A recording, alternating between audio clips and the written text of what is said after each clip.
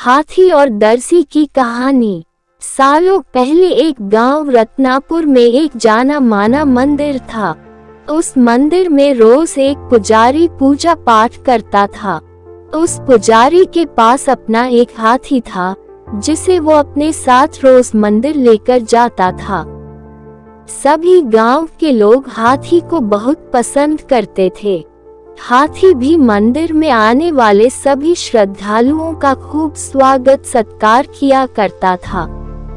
सुबह पूजा पाठ खत्म करने के बाद पुजारी अपने हाथी को नहलाने के लिए तालाब में लेकर जाता था।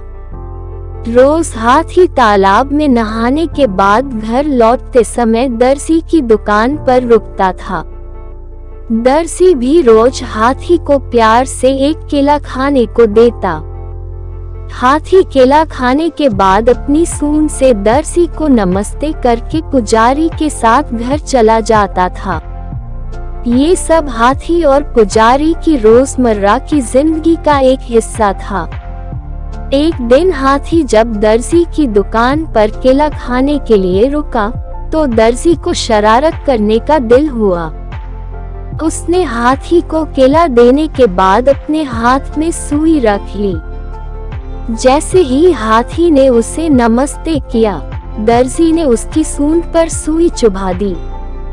सुई चुभते ही हाथी जोर से चिंघाड़ते हुए करहाने लगा।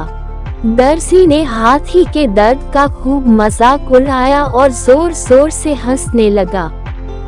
पुजारी को पता नहीं चला कि क्या हुआ। वो हाथी को सहलाते हुए अपने घर लेकर चला गया।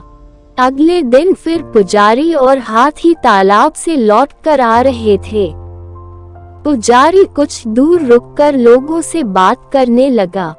हाथी रोज की तरह दर्जी की दुकान पर रुक गया। आज हाथी ने अपने सूंड में कीचड़ भर लिया था।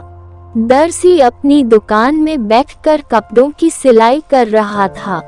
जैसे ही हाथी ने दर्जी को देखा, वैसे ही हाथी ने उसकी पूरी दुकान पर कीचड़ फेंक दिया। उस कीचड़ में दर्जी तो भीगा ही, बल्कि उसकी दुकान के सीले हुए कपड़े भी खराब हो गए। इस सब से दर्जी समझ गया कि मैंने कल जो किया था उसी का दंड हाथी ने मुझे आज दिया है। दर्जी को अपनी गलती का एहसास हुआ और वो हाथी के पास भाग कर गया। उसने हाथी से माफी मांगने की कोशिश की। उसने कहा, हे गजराज, आपने बिल्कुल सही किया। मैंने जो कल किया था उसका नतीजा यही होना चाहिए।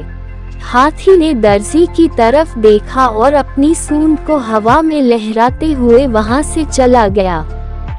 दर्जी को मन ही मन बहुत बुरा लग रहा था। उसने अपने मजाक मस्ती के चक्कर में एक अच्छा दोस्त हाथी खो दिया था।